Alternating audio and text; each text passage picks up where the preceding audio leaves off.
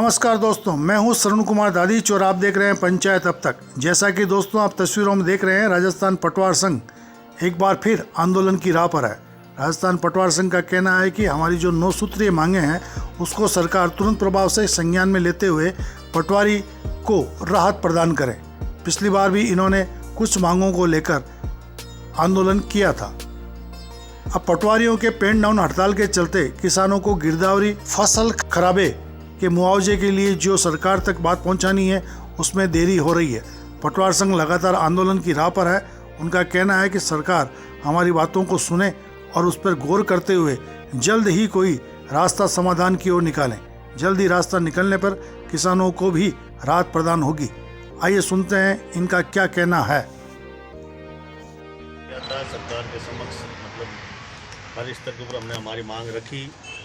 क्या क्या मांगे आप? हमारी मांग है एक तो 9 सूत्री मांग हमारी है, जिसके अंदर ये तो ई गिरदावरी जो भारत सरकार की योजना है, जो कि मोबाइल ऐप से हमें गिरदावरी करनी है। उसके अंदर पिछले साल से गिरदावरी हमारी खरीद में की थी, तो उसको हमने फिजिकली रूप से जो ग्राउंड पे गिरदावरी की, जो हमें समस्या आई, उस समस्याओं को हमने जिला कलेक्टर के मार्फत जो रेवेन्यू बोर्ड तक हमें उस अधिकारी तक मांग पहुँचाई थी। तो उसमें उस ऐप में उन्होंने कुछ आवश्यक जो संशोधन होने चाहिए थे वो संशोधन किए थे, जिससे गिरदावरी का सरलीकरण हुआ था और नागौर जिले में संपूर्ण राजस्थान के अंदर 100% गिरदावरी की गई थी पटवारी के द्वारा।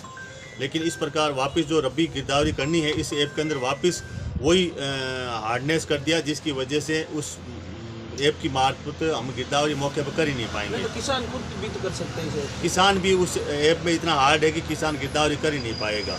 मौके पर खुद किसान प्रयास करता है गिरदावरी करने का, आधा घंटा 1 घंटा खेत में रहता है, खड़ा रहता है, नेट नहीं चलती है, ऐप नहीं चलता है। उस वजह से किसान ही परेशान होकर फिर वो तंग आके गिरदावरी छोड़ देता है।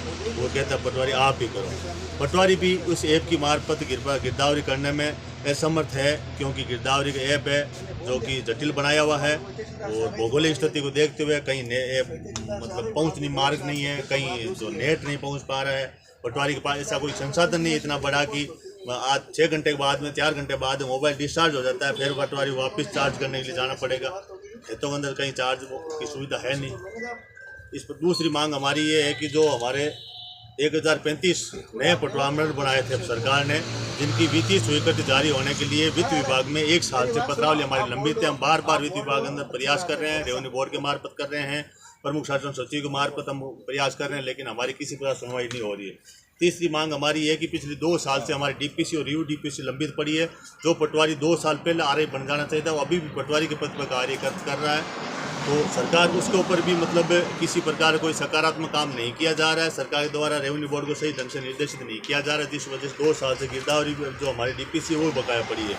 चौथी मांग है कि सरकार ने जो हमारे 752 पद नवसर्जित किए थे भू अभिलेख निरीक्षक के, उन भू अभिलेख निरीक्षकों के 1 साल का समय हो गया है, उनके ऊपर भी किसी प्रकार के वित्तीय स्वीकृति के लिए फाइल वित्त विभाग को नहीं भेजी गई है। बार बार वहीं रेवेन्यू बोर्ड और सरकार के बीच पत्रावली को घुमाया जा रहा है।